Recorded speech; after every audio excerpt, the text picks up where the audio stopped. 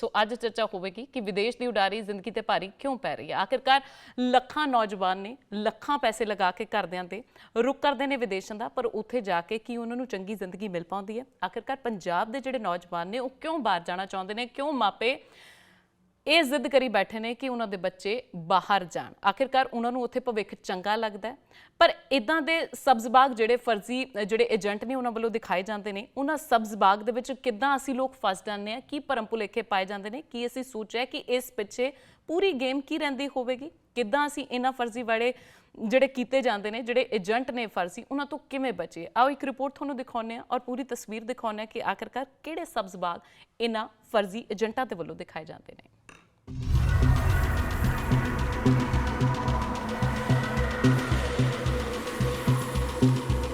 पंजाबियों का प्रवास के नाल रिश्ता काफ़ी पुराना है। इस विच कोई शक नहीं कि विदेशी धरती उत्ते जाके पंजाबियों ने अपनी खास थां बनाई है ते नामना खटिया, पर उस थां नूं पाउण दे लई पंजाब की नौजवान पीढ़ी के मापियां नूं की कुछ झलना पैंदा है, इस उत्ते ध्यान देना बहुत जरूरी है।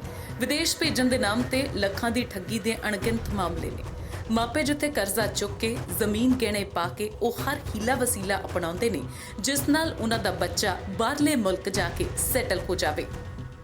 डॉलरां दी चमक ते विदेशी धरती ते पक्के होण दी चाहत ने इस गल नूं भुला दिता है कि किवें पंजाबी फर्जी एजेंटां दे वल्लों ठगी दे जाल दे विच फस जांदे ने। इस गल वल तां ध्यान उस वेले जांदा ही नहीं। आओ जिक्र करदे हां कि फर्जी एजेंटां दे विदेश भेजण दे समय किस तरह दे चांसे सामने आउंदे ने। आयल्स दे विच भावें घट बैंड आउण, फिर भी स्टडी वीजे दा भरोसा दिता जाता है। जुगाड़ी विआह करके मुंडा या कुड़ी नूं विदेश भेजण दा इन्हां फर्जी एजेंटां दे वल्लों भरोसा दिता जाता है। टूरिस्ट वीजे ते बाहर भेज के विदेश दे विच असीं किस तरीके दे नाल पक्का करवावांगे, डोंकी सिस्टम दे जरिए अमरीका दे विच एंट्री करवा देवांगे, जाली पेपर तैयार करके विदेश दे विच एंट्री करवाउणा। सो ये वो चांसे ने जिहड़े फर्जी एजेंटां दे वल्लों सब्ज बाग दिखाए जाते ने। इन्हां भरोसिਆਂ ਨੂੰ सुनन तो बाद लोगों के वल्लों ना तो एजेंट का लाइसेंस चेक किया जाता है तो ना ही उसका पिछोकड़। बस इहो किया जाता है वीज़ा लगवा दो, भावें लखां लै लो। आओ हुण तुहानूं दसदे हां कि फर्जी एजेंटां दी टारगेट ऑडियंस कौन हुंदी है। ज़्यादातर पेंडू खेतर के बेरोजगार नौजवान इन्हां दे चांसे दे विच आउंदे ने। घट पढ़े लिखे नौजवानों नूं अमरीका भेजण दा चांसा दिता जाता है। इन्हां एजेंटां दा पंजाब दे विच कोई दफ्तर नहीं, कोई मशहूरी नहीं। विदेश भेजण दा सारा काम मोबाइल फोन ते हुंदा है। इस तो इलावा मुफ्त हवाई टिकट का भी चांसा दिता जाता है। ज़्यादातर लोगों का सुपना हुंदा है कनेडा, यूके या फिर अमरीका दे विच सैटल होना। सो गल इत्थे आउंदी है डोंकी लगा के मैक्सीको सरहद नूं पार करन दी। पर की तुहानूं पता है कि मैक्सीको सरहद नूं पार करना किन्ना औखा है। साल 2020 ਦੇ ਵਿੱਚ 19,883, साल 2021 ਦੇ ਵਿੱਚ 30,662 ਤੇ ਸਾਲ 2022 ਦੇ ਵਿੱਚ 63,927 ਭਾਰਤੀਆਂ ਨੂੰ ਗੈਰ ਕਾਨੂੰਨੀ ਤਰੀਕੇ ਦੇ ਨਾਲ ਅਮਰੀਕਾ ਦੇ ਵਿੱਚ ਦਾਖਲ ਹੋਣ ਤੇ ਗ੍ਰਿਫਤਾਰ ਕੀਤਾ ਗਿਆ ਸੀ। ਮੈਕਸੀਕੋ ਸਰਹੱਦ ਤੋਂ ਅਮਰੀਕਾ ਦੇ ਵਿੱਚ ਦਾਖਲ ਹੋਣਾ ਬਹੁਤ ਮੁਸ਼ਕਿਲ ਹੈ। ਸਾਲ 2019 ਦੇ ਵਿੱਚ ਮੈਕਸੀਕੋ ਬਾਰਡਰ ਨੂੰ ਪਾਰ ਕਰਨ ਦੇ ਚੱਕਰ ਦੇ ਵਿੱਚ ਪੰਜਾਬੀ ਮੂਲ ਦੀ 6 ਸਾਲਾਂ ਦੀ ਬੱਚੀ ਦੀ ਮੌਤ ਐਰੀਜ਼ੋਨਾ ਦੇ ਜੰਗਲਾਂ ਦੇ ਵਿੱਚ ਹੋਈ ਸੀ। ਕਿਸੇ ਵੀ ਏਜੰਟ ਦੇ ਕੋਲੋਂ ਫਾਈਲ ਲਗਵਾਉਣ ਤੋਂ ਪਹਿਲਾਂ ਇਹਨਾਂ ਗੱਲਾਂ ਦਾ ਜ਼ਰੂਰ ਧਿਆਨ ਦਿਓ। ਟਰੈਵਲ ਏਜੰਟ ਦੇ ਲਾਇਸੈਂਸ ਬਾਰੇ ਤੁਹਾਨੂੰ ਜਾਣਕਾਰੀ ਹੋਣੀ ਚਾਹੀਦੀ ਹੈ। ਫਾਈਲ ਲਗਵਾਉਣ ਤੋਂ ਪਹਿਲਾਂ ਏਜੰਟ ਦੇ ਲਾਇਸੈਂਸ ਦੀ ਮਿਆਦ ਵੀ ਚੈੱਕ ਕਰੋ। ਆਇਲਸ ਦਾ ਪੇਪਰ ਜ਼ਰੂਰ ਪਾਸ ਕਰੋ। ਫਰਜ਼ੀ ਪੇਪਰ ਪਾਸ ਕਰਵਾਉਣ ਵਾਲਿਆਂ ਤੋਂ ਬਚੋ। ਨਗਦੀ ਰਾਸ਼ੀ ਦੀ ਥਾਂ ਬੈਂਕ ਖਾਤੇ ਦੇ ਜ਼ਰੀਏ ਪੈਸਿਆਂ ਦਾ ਲੈਣ ਦੇਣ ਕਰੋ। ਪੈਸਿਆਂ ਦੀ ਰਸੀਦ ਤੇ ਕੰਪਨੀ ਦਾ ਲਾਇਸੈਂਸ ਨੰਬਰ ਲਿਖਿਆ ਹੋਵੇ, ਇਸ ਦਾ ਧਿਆਨ ਜ਼ਰੂਰ ਰੱਖੋ। पंजाब सरकार ने गैर कानूनी तरीके दे नाल विदेश भेजण ते मनुखी तस्करी नूं रोकण दे लई पंजाब ट्रैवलर प्रोफैशनल एक्ट 2014 दे विच बनाया है। पर इस दे बावजूद जाली एजेंट लगातार सरगर्म ने। बेरोजगारी ते विदेशी जिंदगी दे लई नौजवान अक्सर एजेंटां दे झांसे विच आ जांदे ने।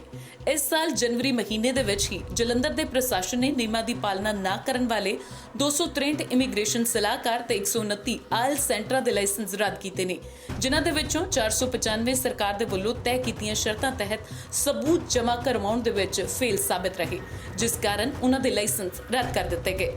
पर फिर भी क्यों लोग इन्हां एजेंटां दी ठगी दा शिकार हो रहे हैं, इस सवाल वड्डा है।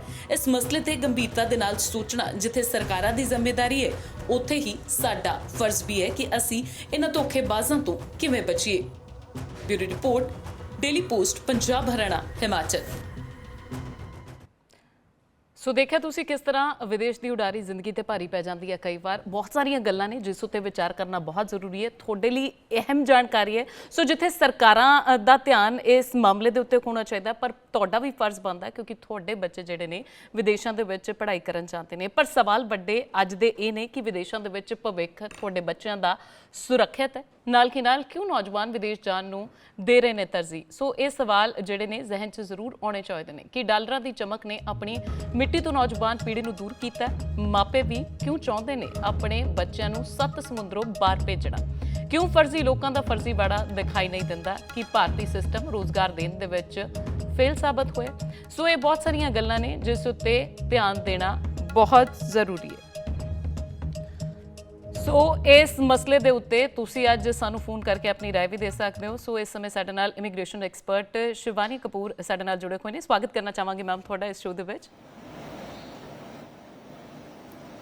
थैंक यू मनप्रीत जी शिवानी, मैं गल करना चाहांगी क्योंकि अज जिहड़ा मुद्दा बहुत खास है क्योंकि पंजाब की नौजवान पीढ़ी अक्सर कहती असीं कनेडा जाना, यूके जाना, न्यूजीलैंड जाना, सैटल होना चाहते हैं, पर तरीका ढंग असल जिहड़ा है किसी नूं नहीं पता। सो जदों भी असीं कोई एजेंट चूज करते हैं या फाइल लगवाउने आ, किहड़ी चीज़ का असीं ध्यान रखिए? मनप्रीत देखिए, गवर्नमेंट ने काफ़ी सारे पॉइंट्स जो हैं ऑलरेडी बताए हुए हैं जिसको आप चेक करके एक एजेंट की सिलेक्शन कर सकते हैं जी।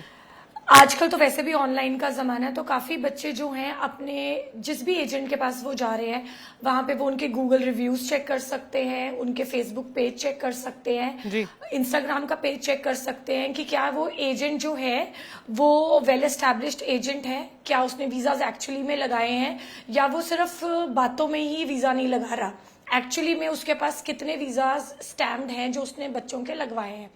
इसके अलावा लाइसेंस तो मुझे लगता है कि किसी भी पेरेंट को जरूर देखना चाहिए अपने बच्चे को किसी भी कंसल्टेंट के पास ले जाने से पहले। इसके अलावा एक जो मेजर पॉइंट है जो हमने आज के डेट में देखा है कि काफी एजेंट्स हैं जो बार बार अपना एड्रेस चेंज करते रहते हैं। आज वो किसी एक सेक्टर में है, कल वो किसी और जगह पे है, परसों वो किसी और जगह चले जाते हैं। तो वो उनके एड्रेस भी चेक कर सकते हैं कि वो कम से कम किस एड्रेस पे कब से बैठे हुए हैं या कितनी पुरानी कंपनी है। एक नया एजेंट है, आप एक नए एजेंट के पास जा रहे हो, उसकी रिलायबिलिटी कितनी है, क्या आप उसको अपने बच्चे के डॉक्यूमेंट्स दे सकते हो? काफ़ी इन पॉइंट्स को तो आप ध्यान रख सकते हो। इसके अलावा जब आप किसी के ऑफिस जाते हो तो मुझे लगता है कि उस एजेंट के बातचीत के तरीके से वहाँ पे कैसे क्लाइंट्स ऑलरेडी बैठे हुए हैं, कितने लोग वीज़ा लेने आए हैं या क्या वहाँ पे कोई केस कोई रिफ्यूज़ होके आया है, उस ऑफिस का माहौल क्या है, आप उससे भी थोड़ा सा जज कर सकते हो। बिकॉज लाइसेंस तो देखो आजकल काफी एजेंट्स ले लेते हैं, लाइसेंस भी लेना कोई बहुत बड़ी बात नहीं रह गई आज की डेट में। लेकिन जिस भी कंसल्टेंट से आप मिल रहे हो, जो काउंसलर है, जब आप उससे मिलते हो तो आपको उसकी बात पे कितना विश्वास हो रहा है या वो किस तरीके से बात कर रहे हैं, वो आपको क्या क्या चीजें दिखा सकते हैं, उस चीज पे भी आप एक एजेंट को सिलेक्ट कर सकते हो। जी बिल्कुल, मतलब ये सारियां बहुत सारियां गल्लां ने जिहड़ियां ध्यान देनियां बहुत जरूरी ने। दर्शकों को एक बार फिर तो कहना चाहांगी, जेकर तुसी इस मुद्दे दे उत्ते अपनी राय साझा करना चाहुंदे हो तुसी सानू फोन कर सकते हो तो अपने कीमती सुझाव जिहड़े ने सानू दे सकते हो। जेकर तुसी कुछ पुछना भी चाहुंदे हो तो साडे जिहड़े एक्सपर्ट बुलाए गए ने इमीग्रेशन ते उन्हां दे नाल भी तुसी गलबात कर सकते हो। शिवानी, पुछना चाहांगी, आखिरकार डॉलरां दी चमक है, इस पिछे विदेशां नू लोग जा रहे हैं या कोई होर कारण है कि पंजाब दे जिन्ने भी नौजवान ने, मुंडे कुड़ियां 12वीं करके सिद्धा बाहर जाने की चाह रखते हैं? कारण की हो सकता है इस पिछे? देखिए मनप्रीत, अगर मैं अपने पर्सनल एक्सपीरियंस से आपको बताऊं तो इसके बहुत सारे फैक्टर्स हैं। ऐसा तो है ही है कि ये बाहर जाना चाहते हैं बच्चे, जो 12th के बच्चे हैं वो तो जाना ही चाहते हैं, उनको बचपन से ही दिखता है कि हमें तो बाहर ही जाना है, इंडिया में हमारा कोई फ्यूचर नहीं है। लेकिन ऐसे भी बहुत बच्चे हैं जो इंडिया में अपनी ग्रेजुएशन करते हैं, इंजीनियरिंग कर रहे हैं, मास्टर्स कर रहे हैं, वो एक्चुअली में इंडिया में जॉब ढूंढते हैं, बट द प्रॉब्लम इज कि हमारे यहाँ पे शायद इतनी जॉब्स है ही नहीं है शिवानी, जो हम अपने बच्चों को केटर कर पाए। अगर हमारे बच्चों जी शिवानी जी, मैं थोड़ा रोकना चाहांगी, एक्चुअली साडे कॉलर भी बहुत जरूरी ने, सो उन्होंने भी जिहड़ी राय है वो भी थोड़े कोलों कुछ पूछना चाहते हैं, एक बार उन्होंने अटेंड कर लेने। हाँ जी, सत श्री अकाल जी, कितों बोल रहे हो तुसीं, की नाम है तुहाडा? जरूर हाँ जी, जिला मलेरकोटला तो नथोड़ी तो जी। तो मैं पुत्रा ये कहना चाहना भी देखो बच्चे पढ़ लिख के इन्ना तो नौकरी नहीं सरकार दे सकती पंजाब च, कि इन्ना बजट नहीं है कि घर जा पंजाब जुम्मे ਜੀ ਤੇ ਹੁਣ ਇੱਥੇ ਵੀ ਕਿੰਨੇ ਕੰਮ ਨੇ, ਆਪਦੇ ਕੰਮ ਵੀ ਤੋੜ ਸਕਦੇ ਨੇ। ਬਾਹਰੋਂ ਯੂਪੀ ਬਿਹਾਰ ਚੋਂ ਆ ਕੇ ਇੱਥੇ ਬੰਦੇ ਕਾਮਯਾਬ ਹੋ ਹੀ ਜਾਂਦੇ ਨੇ, ਤੇ ਆਪਣੇ ਬੱਚੇ ਬਾਹਰ ਨੂੰ ਭੱਜਦੇ ਨੇ ਲੋਕ ਪ੍ਰਦੇਸ਼ਾਂ ਦੇ ਨੂੰ। ਇੱਥੋਂ ਗੋਰਿਆਂ ਨੂੰ ਨਾ ਹੀ ਕੱਢਦੇ ਜੇ ਗੋਰਿਆਂ ਕੋਲੇ ਜਾ ਕੇ ਕੰਮ ਕਰਨਾ ਸੀਗਾ।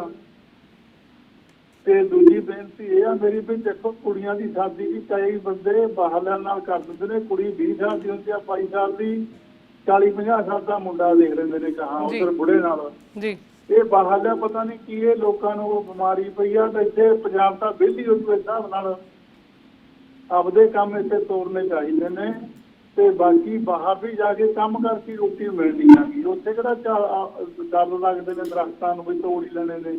ਜੀ ਆਪਦੀ ਜਾਇਦਾਦ ਵੇਚ ਕੇ ਤੇ ਕੋਈ ਦੁਕਾਨਦਾਰੀ ਕਰ ਦੇਣਾ। ਹੁਣ ਜਿਹੜੇ ਬੱਚੇ ਨੇ ਸਕੂਲਾਂ ਕਾਲਜਾਂ ਦੇ ਵਿੱਚ ਪੜ੍ਹਦੇ, ਇਹਨਾਂ ਦਾ ਉਹ ਹੋ ਜਾਂਦਾ ਪੁੱਤਰਾ, ਵਿਹਲੇ ਰਹਿਣ ਗਿੱਜ ਜਾਂਦੇ ਨੇ। ਜਿਹੜੇ ਬਾਹਰ ਦੇ ਜਿਹੜੇ ਪਾਉਂਦੇ ਨੇ ਮੁੰਡੇ, ਉਹਨਾਂ ਦੇ ਕੜਾ ਪਾਇਆ ਹੁੰਦਾ 2-3 ਤੋੜਿਆਂ ਦਾ, ਤੇ ਇੰਨੀ ਪਾਈ ਹੁੰਦੀ ਆ, ਉਹਦੇ ਬੰਨੀ ਦੇਖ ਕੇ ਨਾ ਮਨ ਕਰਦਾ ਵੀ ਪਤਾ ਨਹੀਂ ਬਾਹਰ ਹੁਣ ਇਕੱਠੇ ਹੀ ਕਰ ਲੈਣੇ ਨੇ ਪੈਸੇ।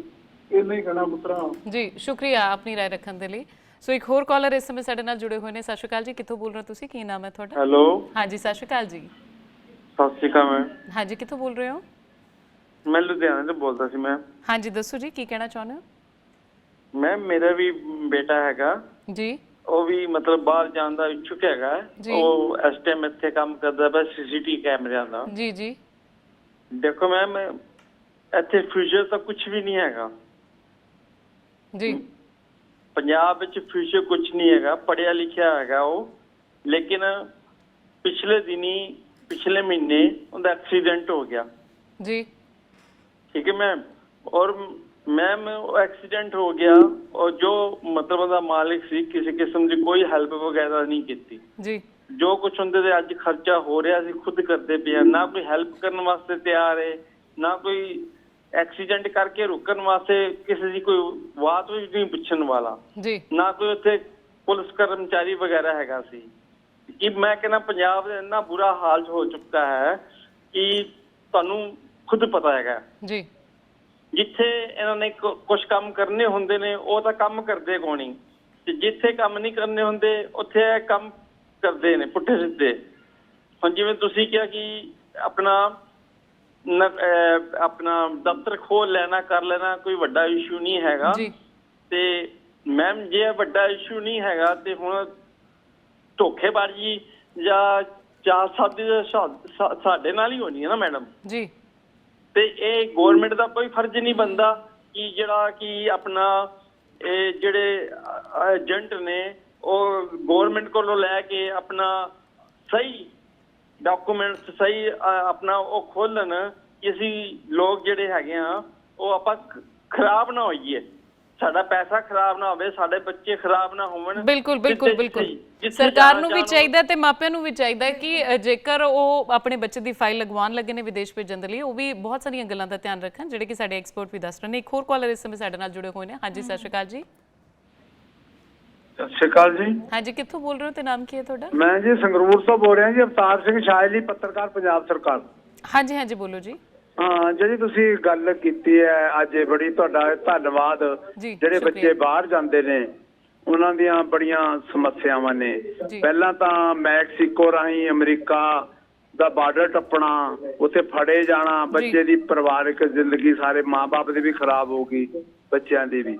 ਬਾਕੀ ਪੰਜਾਬ ਸਰਕਾਰ ਨੂੰ, ਭਾਰਤ ਸਰਕਾਰ ਨੂੰ ਬੱਚਿਆਂ ਨੂੰ ਇੱਥੇ ਨੌਕਰੀਆਂ ਦੇਣੀਆਂ ਚਾਹੀਦੀਆਂ 20 ਤੋਂ 25,000 ਰੁਪਇਆ, 30,000 ਰੁਪਏ ਦੀ, ਤਾਂ ਜੋ ਬੱਚੇ ਨੌਜਵਾਨ ਪੜ੍ਹੇ ਲਿਖੇ ਬਾਹਰ ਨਾ ਜਾਣ। ਜੀ ਸਭ ਤੋਂ ਵੱਡੀ ਗੱਲ ਇਹ।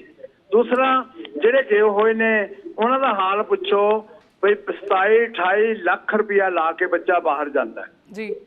ਉਸ ਤੋਂ ਬਾਅਦ ਉੱਥੇ ਬੱਚਾ ਕਿਤੇ ਨੌਕਰੀ ਕਰਦਾ ਹੈ ਤੇ ਨਾਲੇ ਪੜ੍ਹਦਾ ਹੈ, ਤੇ ਰਾਤ ਨੂੰ ਰੋਟੀ ਬਣਾ ਕੇ ਸਵੇਰੇ ਪਰੌਂਠੇ ਲੈ ਕੇ ਜਾਂਦਾ ਹੈ। ਇੱਥੇ ਸਾਡੇ ਪੰਜਾਬ ਦੇ ਵਿੱਚ ਪ੍ਰਵਾਸੀ ਮਜ਼ਦੂਰ ਵੀ ਰਾਤ ਦੀ ਰੋਟੀ ਨਹੀਂ ਖਾਂਦਾ ਬੀਬਾ ਜੀ। ਜੀ ਸੋ ਵਾਕਈ ਮੰਦਭਾਗੀ ਗੱਲ ਹੈ ਅਵਤਾਰ ਜੀ। ਬੀਬਾ ਜੀ ਮੈਂ ਖੁਦ, ਮੇਰਾ ਰਿਸ਼ਤੇਦਾਰ ਨੇ ਜੀ ਬੀਬਾ ਜੀ, ਜਿਹੜਾ ਬੰਦਾ ਅੱਜ ਸਾਡੇ ਪੰਜਾਬ ਦੇ ਵਿੱਚ ਕੋਈ ਪ੍ਰਵਾਸੀ ਮਜ਼ਦੂਰ ਵੀ ਰਾਤ ਦੀ ਰੋਟੀ ਖਾਂਦਾ ਬੀਬਾ ਜੀ। ਜੀ ਬਿਲਕੁਲ।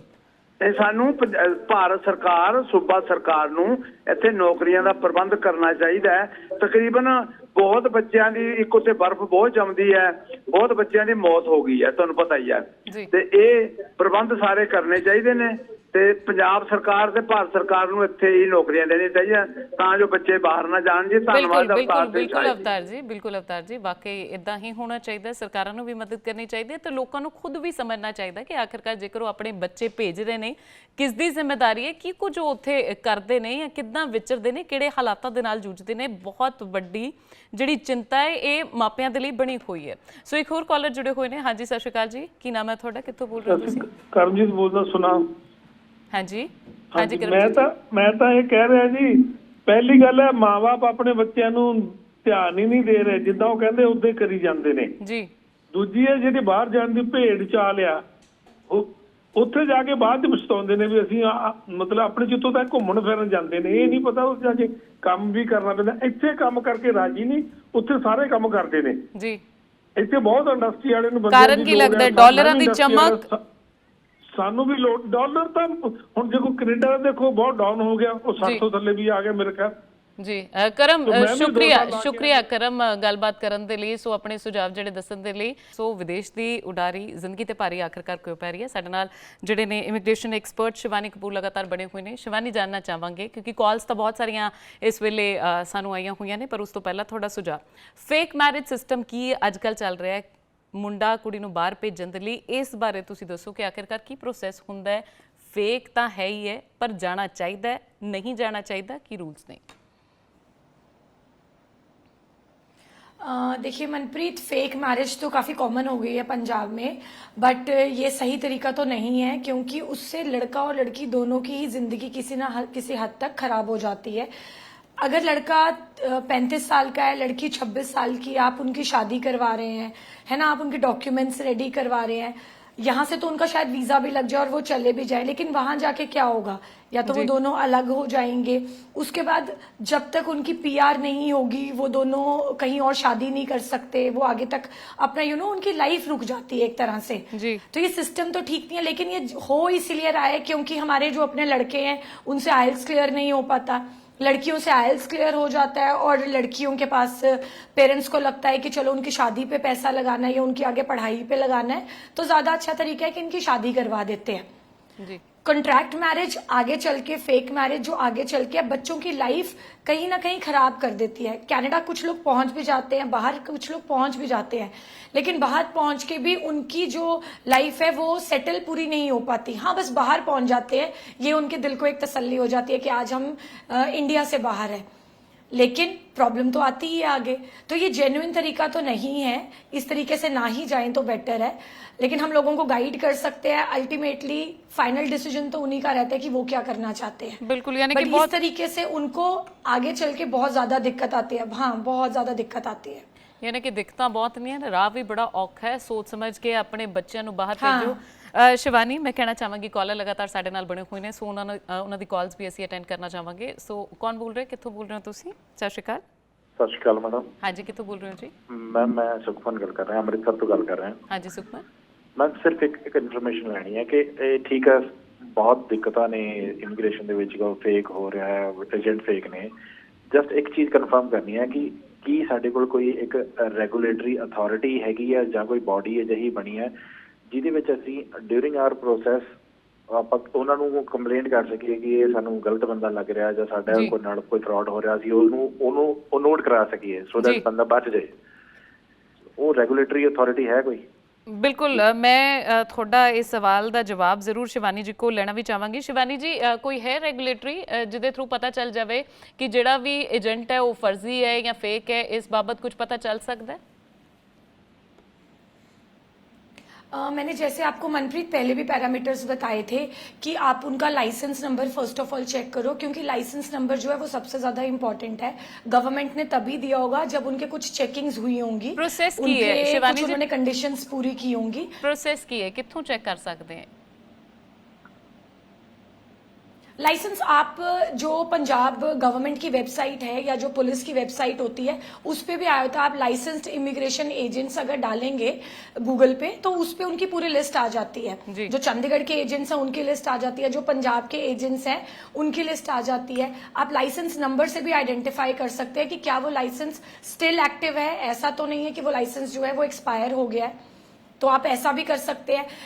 बाकी मुझे लगता है कि आज की डेट में अगर आप गूगल रिव्यूज चेक करें तो भी आपको काफी इन्फॉर्मेशन मिल जाती है कि अगर किसी बच्चे के साथ कोई फेक या फ्रॉड होता है तो वो बच्चे काफी गूगल पे जाके भी एजेंट के अगेंस्ट डाल देते हैं कि इस एजेंट ने मुझसे फ्रॉड किया है। आप थोड़ा बैकग्राउंड चेक खुद भी करना है। देखिए आज की डेट में अगर आप किसी लड़की से शादी करते हैं या किसी लड़के से शादी करते हैं उसके बारे में भी थोड़ी सी तो पूछताछ करते ही हैं जी। तो यहाँ तो आपका लाइफ का ये भी एक लाइफ का ही मैटर है। अगर आपने बाहर जाना है तो आप उसकी थोड़ी सी तो आइडेंटिफिकेशन चेक करेंगे ही कि आप गवर्नमेंट के अथॉरिटी पे चेक करिए। बाकी आप गूगल रिव्यूज, फेसबुक, इंस्टाग्राम, कुछ रेफरेंसेस आपको किसने दिया है। और अगर आपको मुझे लगता है कहीं से भी फिर भी क्लैरिफाई नहीं हो पा रहा और अगर आपको लग रहा है कोई धोखा हो रहा है तो हमारी पंजाब पुलिस तो है ही, आप पुलिस में कंप्लेंट कर सकते हैं उनकी जी। शिवानी जी हाँ, बट मैं एक सजेशन जरूर हर बच्चे को दूंगी जी कि आप अपने ओरिजिनल डॉक्यूमेंट्स ना सबमिट कीजिए क्योंकि मोस्ट ऑफ द जो ट्रस्टेड एजेंट्स हैं वो आपके ओरिजिनल डॉक्यूमेंट्स नहीं रखते हैं जी।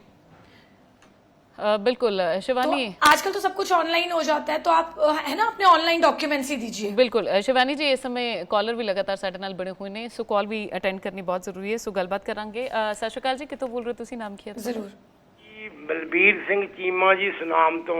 ਹਾਂਜੀ ਬਲਬੀਰ ਜੀ ਦੱਸੋ ਤੁਹਾਡੀ رائے ਕੀ ਹੈ? ਗੱਲ ਇਹ ਹੈ ਵੀ ਮਸਲਾ ਤੁਹਾਡਾ ਵਾਕਈ ਗੰਭੀਰ ਹੈ ਜੀ, ਪਰ ਸਾਡਾ ਪੰਜਾਬੀਆਂ ਦਾ ਸ਼ੌਂਕ ਨਹੀਂ ਕਿ ਅਸੀਂ ਸਾਰੇ ਬਾਹਰ ਹੀ ਚਲੇ ਜਾਈਏ, ਸਾਡੀਆਂ ਮਜਬੂਰੀਆਂ ਨੇ ਜੀ। ਅੱਜ ਹਾਲਾਤ ਪੰਜਾਬ ਦੇ ਕੀ ਸਾਰੇ ਹਿੰਦੁਸਤਾਨ ਦੇ ਹੋਏ ਪਏ ਨੇ ਕਿ ਬੱਚੇ ਇੰਜੀਨੀਅਰਿੰਗ ਕਰ ਲੈਂਦੇ ਨੇ, ਅੱਛੀਆਂ ਹੋਰ ਪੜ੍ਹਾਈਆਂ ਕਰ ਲੈਂਦੇ ਨੇ, ਉਹਨਾਂ ਨੂੰ ਉਹ ਨੌਕਰੀਆਂ ਨਹੀਂ ਇੱਥੇ ਮਿਲਦੀਆਂ ਜਿਹੜੀਆਂ ਮਿਲਣੀਆਂ ਚਾਹੀਦੀਆਂ ਨੇ ਜੀ। ਮੈਂ ਖੁਦ ਅਸੀਂ ਖੁਦ ਇਸ ਮਸਲੇ 'ਚ ਹਾਂ। ਮੇਰੀ ਬੇਟੀ LLB LLM ਤੇ ਹੋਰ ਕਈ ਡਿਗਰੀਆਂ ਲਈ ਬੈਠੀ ਹੈ। ਉਹ ਜੱਜ ਵਾਸਤੇ ਵੀ ਉਹਨੇ ਬੜੀ ਟਰਾਈ ਕੀਤੀ, ਹੋਰਾਂ ਮਹਿਕਮਿਆਂ ਵਾਸਤੇ ਵੀ ਟਰਾਈ ਕੀਤੀ, ਪਰ ਉਹਨੂੰ ਉਹਦੀ ਪਸੰਦ ਦੀ ਨੌਕਰੀ ਨਹੀਂ ਮਿਲੀ ਜੀ। ਅਖੀਰ ਉਹਨਾਂ ਨੂੰ ਹੁਣ ਕੈਨੇਡਾ 'ਚ, ਮੇਰਾ ਪ੍ਰਾਹੁਣਾ ਸਾਡਾ ਕੈਨੇਡਾ ਚਲਾ ਗਿਆ, ਹੁਣ ਮੇਰੀ ਬੇਟੀ ਵੀ ਕੈਨੇਡਾ ਜਾਣ ਦੀ ਤਿਆਰੀ ਕਰ ਰਹੀ ਆ ਜੀ। ਇਸੇ ਤਰ੍ਹਾਂ ਮੇਰੇ ਭਤੀਜੇ, ਮੇਰੇ ਭਾਣਜੇ ਉਹ ਵੀ ਕੈਨੇਡਾ 'ਚ ਵਧੀਆ ਸੈੱਟ ਹੋਏ ਨੇ ਜੀ। ਮੇਰੇ ਦੋਸਤ ਅਵਤਾਰ ਸਿੰਘ ਪਹਿਲਾਂ ਕਹਿ ਰਹੇ ਸੀ ਵੀ ਆ ਬੜੀਆਂ ਮੁਸ਼ਕਲਾਂ ਨੇ, ਤੁਸੀਂ 1 ਨੰਬਰ 'ਚ ਜਾਓ, ਜੇ 2 ਨੰਬਰ 'ਚ ਜਾਓਗੇ ਤੇ ਤੁਹਾਨੂੰ ਮੁਸ਼ਕਲਾਂ ਜ਼ਰੂਰ ਆਉਣਗੀਆਂ ਜੀ। 1 ਨੰਬਰ 'ਚ ਜਾਓ, ਤੁਹਾਨੂੰ ਉੱਥੇ ਰੁਜ਼ਗਾਰ ਵੀ ਮਿਲਣਗੇ, ਚੰਗਾ ਘਰ ਵੀ ਬਣ ਜਾਏਗਾ, ਚੰਗੀਆਂ ਗੱਡੀਆਂ ਵੀ ਬਣ ਜਾਣਗੀਆਂ। ਪੰਜਾਬ 'ਚ ਰਹਿਣਾ ਨੌਜਵਾਨਾਂ ਦਾ ਬਹੁਤ ਹੁਣ ਦੁਖਦਾਈ ਹੁੰਦਾ ਜਾਂਦਾ ਹੈ। ਨੌਕਰੀਆਂ ਜਿਹੜੀਆਂ ਨੇ ਕੁਛ ਰਿਜ਼ਰਵੇਸ਼ਨ ਕਰਕੇ ਥੱਲੇ ਵਾਲਾ ਤਬਕਾ ਲੈ ਲੈਂਦਾ ਤੇ ਜਿਹੜੇ ਉਤਲੀਆਂ ਨੌਕਰੀਆਂ ਨੇ ਉਹ ਸਾਡੀ ਹਾਈ ਜੈਂਟਰੀ ਹੈ ਜਿਹੜੀ ਅਗਰਵਾਲ ਬਰਾਦਰੀ ਹੈ ਜਾਂ ਹੋਰ ਬਰਾਦਰੀਆਂ ਨੇ ਉਹ ਲੈ ਲੈਂਦੇ ਨੇ। ਦੂਜੇ ਸੂਬਿਆਂ ਤੋਂ ਲੋਕ ਸਾਡੇ ਇੱਥੇ ਨੌਕਰੀ ਕਰਦੇ ਨੇ। ਤੁਸੀਂ ਹਰਿਆਣੇ 'ਚ ਚਲੇ ਜਾਓ, ਮੈਂ ਜਾਂਦਾ ਰਹਿਣਾ, ਉੱਥੇ ਤੁਹਾਨੂੰ ਕੋਈ ਪੰਜਾਬੀ ਕਿਸੇ ਦਫ਼ਤਰ ਵਿੱਚ ਨੌਕਰੀ ਨਹੀਂ ਕਰਦਾ ਮਿਲੇਗਾ ਜੀ, क्योंकि उन्होंने बंसी लाल वर्गे ने कहा सी हरियाणा में नौकरी लेनी है तो जाटनी के पेट से जन्म लो। तो अब कौन जाटनी के पेट से वहाँ जन्म ले और जाकर नौकरी करे? हरियाणे के लोग पंजाब च नौकरियां कर रहे हैं। सो साडियां भैन जी मजबूरियां ने लोकां दियां बच्चियां दियां, तां विदेश जा रहे हैं। विदेश जाना कोई शौक नहीं है, इन्ने इन्ने पैसे ला के जाते हैं। ਜਿਹੜੇ ਏਡੇ ਏਡੇ ਉੱਥੇ ਮੰਤਰੀ ਬਣੇ ਨੇ, ਜਿੰਨੇ ਜਿੰਨੇ ਏਡੇ ਵਧੀਆ ਰੁਜ਼ਗਾਰ ਲੋਕਾਂ ਨੇ ਕੀਤੇ ਹੋਏ ਨੇ, ਉਹ ਕਿਸੇ ਵੇਲੇ ਗਏ ਨੇ ਤਾਂ ਹੀ ਉਹਨਾਂ ਨੇ ਇੰਨਾ ਕੁਝ ਉੱਥੇ ਬਣਾ ਲਿਆ ਜਾ ਕੇ। ਬਿਲਕੁਲ, ਬਹੁਤ ਬਹੁਤ ਸ਼ੁਕਰੀਆ ਆਪਣੀ ਗੱਲਬਾਤ ਰੱਖਣ ਦੇ ਲਈ, ਆਪਣੀ ਰਾਏ ਰੱਖਣ ਦੇ ਲਈ। ਸੋ ਇੱਕ ਹੋਰ ਕਾਲਰ ਇਸ ਸਮੇਂ ਸਾਡੇ ਨਾਲ ਬਣੇ ਹੋਏ ਨੇ। ਹਾਂਜੀ, ਕਿੱਥੋਂ ਬੋਲ ਰਹੇ ਹੋ ਜੀ? ਤੁਹਾਡਾ ਨਾਮ? ਸਤਿ ਸ਼੍ਰੀ ਅਕਾਲ ਜੀ। ਸਤਿ ਸ਼੍ਰੀ ਅਕਾਲ ਜੀ। ਜੀ, ਮੈਂ ਖੰਨੇ ਤੋਂ ਬੋਲ ਰਿਹਾ ਜੀ। ਜੀ, ਹੈਲੋ। ਹਾਂਜੀ ਹਾਂਜੀ, ਤੁਸੀਂ ਆਪਣੀ ਗੱਲ ਰੱਖੋ ਜੀ। ਹਾਂਜੀ, ਮੈਂ ਖੰਨੇ ਤੋਂ ਬੋਲ ਰਿਹਾ। ਮੈਂ ਤਾਂ ਸਿਰਫ 2-3 ਇਸ਼ੂਜ਼ ਨੇ ਜੀ ਕਿ ਇਹ ਇਕੱਲਾ ਮਸਲਾ ਜਿਹੜਾ ਬੱਚਿਆਂ ਦੇ ਬਾਹਰ ਜਾਣ ਦਾ ਨਹੀਂ ਹੈਗਾ, ਇਸ ਦੇ ਨਾਲ ਕੀ ਹੋ ਰਿਹਾ ਹੈ ਕਿ ਸਾਡਾ ਐਜੂਕੇਸ਼ਨ ਸਿਸਟਮ ਵੀ ਕਲੈਪਸ ਹੋ ਰਿਹਾ ਹੈ ਜੀ।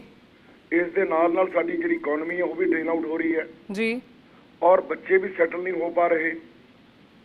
ਔਰ ਲੇਕਿਨ ਇਹ ਹੈ ਕਿ ਇੱਕ ਸਾਡੀ ਜਿਹੜੀ ਅਵੇਅਰਨੈਸ ਹੈ ਉਹ ਵੀ ਪਿੰਡਾਂ ਵਗੈਰਾ ਸਾਡੇ ਮੋਸਟਲੀ ਰੂਰਲ ਜਿਹੜੇ ਇਲਾਕੇ ਨੇ ਉਹਨਾਂ 'ਚ ਬੱਚਿਆਂ ਨੂੰ ਅਵੇਅਰਨੈਸ ਵੀ ਹੈ ਨਹੀਂ ਪੂਰੀ ਕਿ ਅਸੀਂ ਕਿਹਦੇ ਕੋਲ ਜਾਣਾ, ਕੀ ਕਰਨਾ ਜੀ।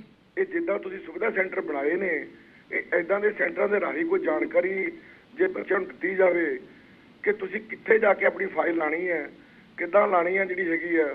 ਔਰ ਜਿਹੜੇ ਬੱਚੇ ਪੜ੍ਹੇ ਲਿਖੇ ਨੇ, PhD ਨੇ, ਬਹੁਤ ਜ਼ਿਆਦਾ ਬੱਚੇ ਪੜ੍ਹੇ ਹੋਏ ਨੇ, ਉਹਨਾਂ ਲਈ ਕੋਈ ਨਾ ਕੋਈ ਸਮੇਂਬੰਦ ਰੁਜ਼ਗਾਰ ਚਾਹੀਦਾ।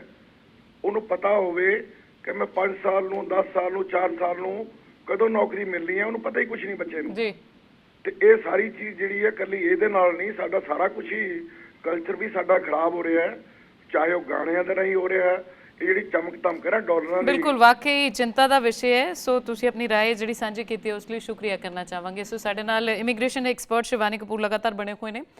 ਸ਼ਿਵਾਨੀ, ਇੱਕ ਵਾਰ ਫਿਰ ਤੋਂ ਪੁੱਛਣਾ ਚਾਹਾਂਗੀ, ਸੋ ਬਹੁਤ ਸਾਰੇ ਪੇਰੈਂਟਸ ਦੀਆਂ ਤੁਸੀਂ ਗੱਲਾਂ ਵੀ ਸੁਣੀਆਂ ਹੋਣਗੀਆਂ, ਕਾਫੀ ਚਿੰਤਾ ਦੇ ਵਿੱਚ ਨੇ। ਉਹਨਾਂ ਦਾ ਕਹਿਣਾ ਕਿ ਰੋਜ਼ਗਾਰ ਪੰਜਾਬ ਦੇ ਵਿੱਚ ਮੁਹੱਈਆ ਨਹੀਂ ਹੁੰਦਾ, ਇਸ ਕਰਕੇ ਮਾਪੇ ਜਿਹੜੇ ਨੇ ਆਪਣੇ ਬੱਚਿਆਂ ਨੂੰ ਵਿਦੇਸ਼ਾਂ 'ਚ ਭੇਜ ਰਹੇ ਨੇ। ਇੱਕ ਜਿਹੜੀ ਖਾਸ ਗੱਲ ਧਿਆਨ ਦੇ ਵਿੱਚ ਆਉਂਦੀ ਹੈ, ਕਈ ਮਾਮਲੇ ਵੀ ਸਾਹਮਣੇ ਆ ਚੁੱਕੇ ਨੇ, ਕਈ ਲੋਕਾਂ ਦੀਆਂ ਮੌਤਾਂ ਵੀ ਹੋਈਆਂ ਨੇ। ਅਮਰੀਕਾ ਜਾਣ ਦਾ ਸੁਪਨਾ ਲੋਕਾਂ ਦਾ ਬਹੁਤ ਵੱਡਾ ਹੈ। ਕਹਿੰਦੇ ਨੇ ਕਿ ਯੂਰਪ ਦਾ ਵੀਜ਼ਾ ਲੱਗਦਾ ਤੇ ਬਾਅਦ ਵਿੱਚ ਐਰੀਜ਼ੋਨਾ ਦੇ ਜੰਗਲਾਂ ਨੂੰ ਪਾਰ ਕਰਦਿਆਂ ਤੁਸੀਂ ਮੈਕਸੀਕੋ ਦੀ ਕੰਧ ਯਾਨੀ ਕਿ ਸਰਹੱਦ ਨੂੰ ਕ੍ਰਾਸ ਕਰਦੇ ਹੋ। ਸੋ ਬੜੀ ਦੁਖਦਾਈ ਘਟਨਾ ਵੀ ਸਾਹਮਣੇ ਹੁਣ ਤੱਕ ਆ ਚੁੱਕੀ ਹੈ, ਕਈ ਲੋਕ ਮਾਰੇ ਵੀ ਜਾ ਚੁੱਕੇ ਨੇ ਜਦੋਂ ਇਹ ਬਾਰਡਰ ਕ੍ਰਾਸ ਕਰਦੇ ਨੇ। ਸੋ ਉਸ ਬਾਰੇ ਪੁੱਛਣਾ ਚਾਹਾਂਗੇ, ਆਖਿਰਕਾਰ ਇਹ ਲਾਲਚ ਕਿਉਂ ਦਿੱਤਾ ਜਾਂਦਾ, ਪੂਰਾ ਪ੍ਰੋਸੈਸ ਕੀ ਹੁੰਦਾ ਹੈ, ਜਿਹੜੇ ਫਰਜ਼ੀ ਏਜੰਟ ਇਹ ਸਬਜ਼ ਬਾਗ ਦਿਖਾਉਂਦੇ ਨੇ, ਉਸ ਬਾਬਤ ਪੁੱਛਣਾ ਚਾਹਾਂਗੇ। देखिए मनप्रीत, ये इस झांसे में वही लोग आते हैं जिन लोगों के आइल्स क्लियर नहीं होते, जो अपनी खुद की काबिलियत पे नहीं जा पाते हैं जी। जैसे आपके काफी कॉलर्स ने भी बोला है अभी कि बच्चे जो हैं वो लोगों के झांसे में इसलिए आ जाते हैं क्योंकि शादी क्यों कर रहे हैं, वो फेक मैरिज क्यों कर रहे हैं, क्योंकि वो खुद नहीं जा पा रहे हैं, खुद उनका आइल्स क्लियर नहीं हो पा रहा है। फिर उनको जब उनको जाना ही है, वो बाहर से इतना ज्यादा आकर्षित कह लो आपकी हुए हैं कि हमें बाहर पहुंचना ही है किसी तरीके से, फिर उनको जो भी मौका मिल रहा है, अगर कोई बोलता है कि हम आपको डोंकी लगा देते हैं, आपको वाया यूरोप भेज देते हैं, वाया मैक्सिको भेज देते हैं, तो वो रेडी हो जाते हैं जाने के लिए, क्योंकि वो कोई भी तरह का खतरा उठाने को रेडी है। उनको लगता है कि चलो हमारे पैसे हैं, हम पैसे तो वैसे भी खर्चेंगे, पैसे दे देंगे, चले जाते हैं, हम बाहर तो पहुंच जाएंगे। लेकिन उसके कॉन्सिक्वेंसेस क्या है, कितने लोगों की रास्ते में डेथ हो जाती है। जैसे आपने अभी बताया, आपने जो अपना स्टार्टिंग में बताया था कि सर्वे के अकॉर्डिंग कितने हजार लोगों की 2019-20 में डेथ हुई है, 2021 में हुई है। तो ये सेफ तरीका तो नहीं है, लेकिन फिर भी बच्चे इस झांसे में वही आता है जिसको हर जगह से जो हार चुका है, जिसका वीजा 3-4 बार रिफ्यूज हो चुका है, जिसकी शादी नहीं हो पा रही है, जिसका कोई भी तरीका नहीं चल पा रहा है, वो कहता है चलो अब मैं डोंकी लगा लेता हूँ। और उसको कोई भी 1% की भी अगर होप देता है कि चलो हम तुम्हारा वीजा लगा देंगे, तुम हमारे को वहां पहुंच के पैसे दे देना, या तुम हमारे को यहाँ पे थोड़े से पैसे दे दो, तो वो उसकी बातों में आ जाता है और वो कोई भी रिस्क उठाने को तैयार है। ये हमने खुद ने भी देखा है कि अगर हमारे पास बच्चे आते हैं और अगर हम उन्हें बोलते हैं कि डोंकी लगाना सही तरीका नहीं है, मत लगाओ, तो बच्चे बोलते हैं नहीं नहीं मैम, हमें तो वही ठीक है, आइल्स तो हमारा हो नहीं रहा है, हमारे 1 में 5.5 है, हमारे 2 में 5.5 है, हमसे आइल्स नहीं हो रहा है। तो बच्चे भी कहीं ना कहीं कुछ मेहनत करने को नहीं तैयार है, उनको आसान तरीका चाहिए कि चलो ठीक है हमारा डोंकी लग रहा है, हम बाहर तो पहुंच ही रहे हैं, हमारा काम हो रहा है। लेकिन ये बहुत ही अनसेफ तरीका है, इससे अगर वो चले भी जाएंगे वहां पे रास्ते में कुछ भी हो सकता है उनके साथ। और चलो अगर उन्होंने क्रॉस करके वो यूएस भी पहुंच गए, तो वो कितने कितने सालों तक इंडिया वापस नहीं आ सकते, अपनी फैमिली से नहीं मिल सकते। तो इस तरह से मतलब आप जा रहे हो और आप वापस मिल भी नहीं पाओगे, और रास्ते में आपके साथ क्या होगा, और माँ बाप यहाँ पे कितना पैसा खर्च करके भेज रहे हैं। पैसा इतना तो आसान है नहीं किसी के लिए कमाना, तो कोई अपनी ज्वेलरी बेच रहा है, कोई अपनी जमीन बेच रहा है, कोई किसी से कर्जा ले रहा है। तो काफी तरह की प्रॉब्लम्स तो लोगों को फेस करनी पड़ती है, लेकिन इसके लिए समझदारी क्लाइंट को ही दिखानी पड़ेगी, उन्हीं को मना करना पड़ेगा कि नहीं हमें डोंकी नहीं लगाना। बिल्कुल, ठीक है, इसकी भी अवेयरनेस होनी ही चाहिए बच्चों में।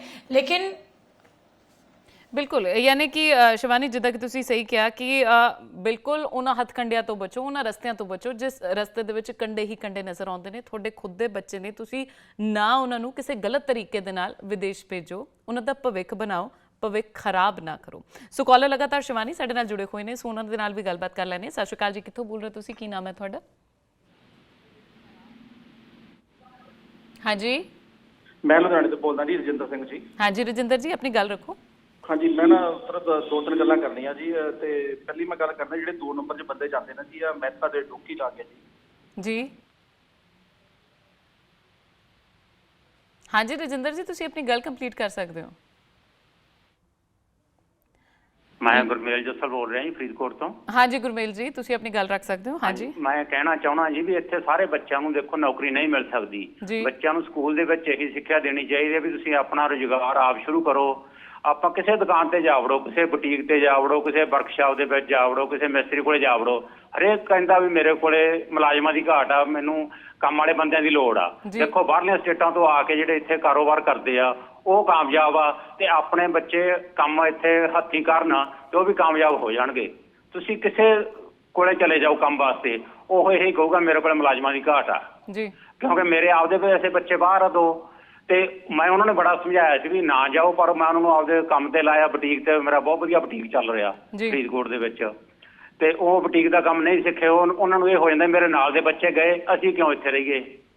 ਤੇ ਮੈਂ 8-10 ਦੇਸ਼ਾਂ 'ਚ ਘੁੰਮ ਚੁੱਕਿਆ। ਜੋ ਨਜ਼ਾਰਾ ਇੱਥੇ ਆ ਪੰਜਾਬ ਦੇ ਵਿੱਚ, ਇੱਥੋਂ ਨਾਲ ਦੀ ਪੂਰੀ ਦੁਨੀਆ ਦੇ ਵਿੱਚ ਕਿਤੇ ਧਰਤੀ ਨਹੀਂ ਇਹੋ ਜਿਹਾ ਨਜ਼ਾਰਾ ਨਹੀਂ ਹੈਗਾ ਜੀ। ਬਿਲਕੁਲ ਤੁਹਾਡੀ ਗੱਲ ਬੱਚਿਆਂ ਨੂੰ ਜੇ ਕੋਸ਼ਿਸ਼ ਕਰੋ ਵੀ ਸਕੂਲਾਂ 'ਚ ਇਹ ਵਿੱਦਿਆ ਦਿੱਤੀ ਜਾਵੇ ਵੀ ਤੁਸੀਂ ਬਿਜ਼ਨਸ ਕਰੋ, ਬਾਹਰ ਨਾ ਜਾਵੋ। ਮੈਂ ਇਹ ਕਹਿਣਾ ਚਾਹੁੰਦਾ ਜੀ, ਉੱਥੇ ਦੇਖੋ ਸਾਰਾ ਪਰਿਵਾਰ ਕੰਮ ਕਰਦਾ, ਫਿਰ ਵੀ ਕਰਜਾਈ ਆ। ਇੱਥੇ ਇੱਕ ਬੰਦਾ ਕੰਮ ਕਰਕੇ ਸਾਰੇ ਟੱਬਰ ਨੂੰ ਪਾਲਦਾ, ਤੇ ਇੱਥੇ ਮਹਿੰਗਾਈ ਘੱਟ ਆ ਉੱਥੋਂ ਨਾਲੋਂ। ਮੈਂ ਇਹੀ ਕਹਿਣਾ ਚਾਹੁੰਦਾ ਵੀ ਕੋਸ਼ਿਸ਼ ਕਰੋ ਵੀ ਬੱਚਿਆਂ ਨੂੰ ਇਹ ਸਮਝਾਇਆ ਜਾਵੇ। ਤੁਹਾਡੀ ਗੱਲ ਬਿਲਕੁਲ ਸਹੀ ਹੈ। ਮਾਪਿਆਂ ਨੂੰ ਵੀ ਇਹ ਸਮਝਣਾ ਚਾਹੀਦਾ ਹੈ ਕਿ ਵਿਦੇਸ਼ਾਂ ਦੇ ਵਿੱਚ ਹੀ ਭਵਿੱਖ ਨਹੀਂ, ਆਪਣੇ ਪੰਜਾਬ ਦੇ ਵਿੱਚ ਵੀ ਬਹੁਤ ਵਧੀਆ ਭਵਿੱਖ ਹੋ ਸਕਦਾ ਹੈ ਜੇ ਅਸੀਂ ਚਾਹੀਏ ਤਾਂ। ਚੰਗੀ ਪੜ੍ਹਾਈ ਕਰੀਏ, ਸੋ ਅੱਗੇ ਕਾਬਿਲ ਬਣੀਏ। ਨੌਕਰੀਆਂ ਇੱਥੇ ਵੀ ਬਥੇਰੀਆਂ ਨੇ। ਸੋ ਕਾਲਰ ਲਗਾਤਾਰ ਸਾਡੇ ਨਾਲ ਜੁੜੇ ਹੋਏ ਨੇ। ਸਤਿ ਸ਼੍ਰੀ ਅਕਾਲ ਜੀ, ਕਿੱਥੋਂ ਬੋਲ ਰਹੇ ਹੋ ਤੁਸੀਂ? ਨਾਮ ਕੀ ਹੈ ਤੁਹਾਡਾ?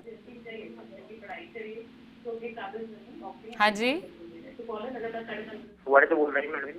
ਹਾਂਜੀ ਹਾਂਜੀ ਬੋਲੋ ਜੀ।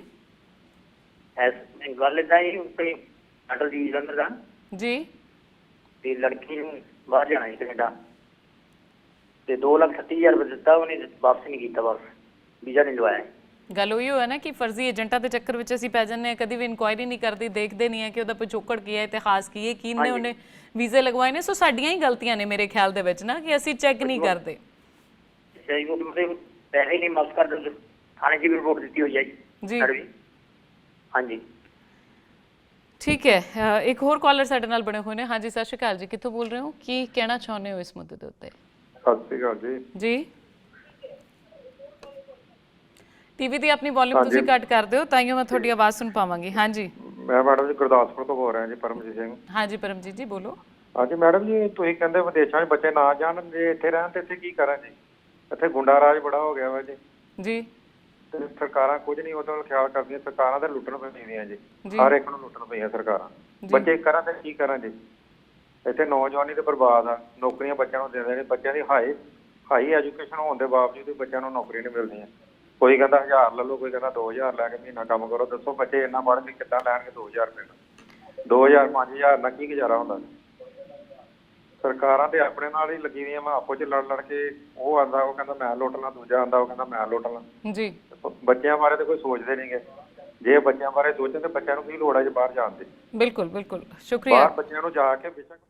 ਸ਼ੁਕਰੀਆ ਗੱਲਬਾਤ ਕਰਨ ਦੇ ਲਈ। ਸੋ ਸ਼ਿਵਾਨੀ, ਤੁਸੀਂ ਵੀ ਸੁਣਿਆ ਹੋਵੇਗਾ ਪੇਰੈਂਟਸ ਕਿਸ ਤਰੀਕੇ ਦੇ ਨਾਲ ਉਹਨਾਂ ਦਾ ਗੁੱਸਾ ਸਰਕਾਰਾਂ ਦੇ ਪ੍ਰਤੀ ਵੀ ਹੈ। ਉਹਨਾਂ ਦਾ ਕਹਿਣਾ ਕਿ ਇੱਥੇ ਭਵਿੱਖ ਲਈ ਕੁਝ ਵੀ ਨਹੀਂ ਹੈ, ਸੋ ਇਸ ਕਰਕੇ ਉਹ ਚਾਹੁੰਦੇ ਨੇ ਕਿ ਉਹਨਾਂ ਦੇ ਬੱਚੇ ਵਿਦੇਸ਼ਾਂ ਦੇ ਵਿੱਚ ਜਾਣ। ਇੱਕ ਮੇਰਾ ਸਵਾਲ ਤੁਹਾਡੇ ਕੋਲੋਂ ਆਖਰੀ ਵੀ ਕਹਿ ਸਕਦੀ ਹਾਂ ਕਿ ਇਹ ਹੋਵੇਗਾ ਮੈਨੂੰ ਜੀ ਮੈਂ ਤੁਹਾਡੇ ਕੋਲੋਂ ਪੁੱਛਣਾ ਚਾਹਾਂਗੀ, ਫੇਕ ਆਇਲਸ ਹੁੰਦੀ ਹੈ, ਬੈਂਡ ਵਧਾਉਣ ਦਾ ਕੋਈ ਪ੍ਰੋਸੀਜਰ ਹੁੰਦਾ ਹੈ, ਉਹਦੇ ਤੇ ਕਿੰਨੇ ਪੈਸੇ ਲਏ ਜਾਂਦੇ ਨੇ ਫਰਜ਼ੀ ਏਜੰਟਾਂ ਦੇ ਵੱਲੋਂ? क्योंकि मेन मुद्दा विदेश जाना है, आइल्स क्लियर नहीं होती। पैसे हाँ, आइल्स क्लियर नहीं होती। फेक आइल्स भी काफ़ी कॉमन है, सुनने में आता है कि बच्चे ने फेक आइल्स करा, फेक आइल्स लगाया। लेकिन आप ये देख लीजिए कि फेक आइल्स से ऐसा नहीं है कि बच्चा कनाडा पहुंच जाएगा या अमेरिका पहुंच जाएगा। जो भी एम्बेसी है, जिस भी एम्बेसी में आप अप्लाई कर रहे हो, उन एम्बेसी के सॉफ्टवेयर्स इतने स्ट्रांग है कि वो 2 मिनट में पता लगा लेते हैं कि आपका आइल्स ओरिजिनल है या फेक है जी। तो जो भी बच्चा उसमें पैसा फंसाता है उसको भी वो बाद में पकड़ा जाता ही है। एम्बेसी उसमें निकाल ही लेती है कि बच्चे का फेक आइल्स है, और उसमें उसका जाने का जो सपना है, फॉरेन जाने का सपना है, वो सारी उम्र के लिए खराब हो जाता है, क्योंकि उसमें उसको फिर सीधे बैन लगता है 5 साल का, 10 साल का। तो जो भी बच्चों को ये कह रहे हैं कि हम आपका आइल्स करवा देते हैं या आइल्स आप फेक ले लो या इतने पैसे देके कर लो, तो पहले तो उस बच्चे को ही समझ आ जानी चाहिए कि मुझे ये नहीं करना। देखिए, हम कितनी भी बातें कर ले कि बच्चा डोंकी जाना चाहता है, नहीं जाना चाहता, आयल्स करना चाहता है, नहीं करना चाहता, किस एजेंट के पास जाना चाहता है, अल्टीमेटली बच्चे का ही डिसीजन है, बच्चे को ही डिसाइड करना है।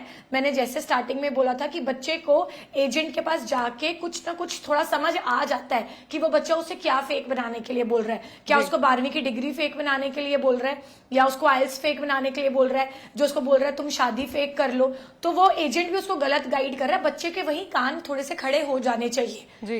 बच्चा इन बातों में ना ही आए तो बेटर है, क्योंकि फेक आयल्स तो आप छोड़िए, आज की डेट में जो फेक बच्चों ITR है, पेरेंट्स की जो इनकम टैक्स रिटर्न है जी, वो भी फेक अगर बच्चा लगाता है वो भी 2 मिनट में पकड़ा जाता है जी। हमने कितने बच्चे देखे हैं जिनको 5-5 साल के इसमें बैन लग रहे हैं। एम्बेसी हर डॉक्यूमेंट को वेरीफाई करती ही करती है जी। शिवानी, एक आखिरी सवाल पूछना चाहांगी, जो ਅਸੀਂ ਕਿਸੇ ਏਜੰਟ ਦੇ ਕੋਲ ਜਾਂਦੇ ਆ ਜਾਂ ਕਿਸੇ ਇਮੀਗ੍ਰੇਸ਼ਨ ਕੰਪਨੀ ਦੇ ਕੋਲ ਜਾਂਦੇ ਆ, ਕੰਸਲਟੈਂਟ ਦੇ ਕੋਲ ਜਾਂਦੇ ਆ, ਉਹਨਾਂ ਦਾ ਕਹਿਣਾ ਹੁੰਦਾ ਹੈ ਜਦੋਂ ਅਸੀਂ ਪੁੱਛਦੇ ਆ ਕੈਨੇਡਾ ਜਾਣਾ ਹੈ ਜੀ ਜਾਂ UK ਜਾਣਾ, ਨਿਊਜ਼ੀਲੈਂਡ ਜਾਣਾ, ਲੱਖਾਂ ਰੁਪਏ ਦੀ ਮੰਗ ਕੀਤੀ ਜਾਂਦੀ ਹੈ। ਐਗਜ਼ੈਕਟ ਫਿਗਰ ਕੀ ਹੈ ਜੇ ਕੈਨੇਡਾ ਜਾਣਾ ਤੇ ਕਿੰਨਾ ਮਿਨੀਮਮ ਅਮਾਉਂਟ ਪੇ ਕਰਨਾ ਪੈਂਦਾ ਹੈ, ਜਾਂ UK ਵੀਜ਼ਾ ਦੇ ਲਈ ਕਿੰਨਾ ਮਿਨੀਮਮ ਅਮਾਉਂਟ ਪੇ ਕਰਨਾ ਪੈਂਦਾ ਹੈ, ਕਿਉਂਕਿ ਕਈ ਤਾਂ 25 ਲੱਖ 30 ਲੱਖ 35 ਲੱਖ ਸੋ ਇਹਨਾਂ ਲੱਖਾਂ ਦੇ ਵਿੱਚ ਪੈਸੇ ਦੀ ਮੰਗ ਕਰਦੇ ਨੇ। एग्जैक्ट फिगर की होगा? देखिए मनप्रीत, लाखों की तो कोई वो ही नहीं है, एंडिंग है ही नहीं है। जिस एजेंट का जितना मन करता है वो उतना बोल देता है। बट कनाडा के लिए आपको सिंपल है कि आपकी कॉलेज की जो फीस है, आपको वो कॉलेज की फीस देनी है। वो बच्चे की ऑफर लेटर पे लिखी होती है कि वो फीस कितनी है, 16,000 है, 18,000 है, $19,000 है, $20,000 है। तो एक तो आपकी वो फीस हो गई। उसके अलावा आपका जो GIC जाता है कनाडा में, जो कि $10,200 जाता है, आज की डेट में 6.5 लाख के करीब जा रहा है। डॉलर के ऊपर फ्लक्चुएट जैसे डॉलर करता है वैसे वो भी करता रहता है। तो वो हो गया। उसके अलावा आपका मेडिकल एक्सपेंस हो गया, आपकी ऑफर लेटर की फीस हो गई, आपका बायोमेट्रिक हो गए। तो इन टोटल मिला के आपका ये 18-19 लाख का ही खर्चा है, जो कि आपको एजेंट को देने की जरूरत नहीं है जी। जो आपके बच्चे, जैसे आपके एक कॉलर बोल रहे थे कि मेरे 2,36,000 फंस गए, वो कैसे फंस गए? आपने एजेंट को दिए ही क्यों? आप डायरेक्ट अपनी फीस जो है वो आप डायरेक्ट कॉलेज भेजिए। GIC आप डायरेक्ट अपने बैंक से सीधे GIC स्कोशिया बैंक के अकाउंट में कराइए जी, तो आपका पैसा नहीं फंसेगा। कल को अगर इस सिचुएशन में आपका वीजा रिफ्यूज होता है तो सारा पैसा आपके अपने अकाउंट में वापस आ जाता है जी। यानी कि ये सारी गल्लां ने 19 लाख है, आपके फंसने के चांस बहुत कम है। बिल्कुल, यानी कि ये सारियां गल्लां ने जिहड़ियां ध्यान देनियां चाहिदियां ने। शिवानी, तुसीं अपनी जिहड़ी है दसी इस उत्ते राय कि कुछ सोचना चाहिए या जदों भी कोई एजेंट असी हायर करते हैं या फाइल लगवाउण लगते हैं, सो ये गल चीज़ों का ध्यान रखना चाहिए। फिलहाल जी तुसीं जानकारी साझा की है साडे दर्शकों के नाल, उस लई शुक्रिया करना चाहांगे। सो अज दा जिहड़ा मुद्दा सी बहुत खास सी, तुहाडे लई ही खास सी, क्योंकि तुसीं अपने जिहड़े बच्चे ने विदेशां नूं भेज रहे हो, तो कुछ बच्चे भी जिहड़े विदेशां दे विच चाहवान ने जाण दे लई ओह किहड़ियां-किहड़ियां गल्लां दा ध्यान रखन ताकि तुसीं अगे जाके कोई वड्डी गलती ना कर पाओ। सो ध्यान दिओ, ये थोड़ी ही जिम्मेदारी है। फिलहाल थोड़ा मुद्दा साडी जिम्मेदारी प्रोग्राम दे विच इन्ना ही। दिओ इजाजत, बने रहो डेली पोस्ट पंजाब हरियाणा हिमाचल दे नाल। शुक्रिया।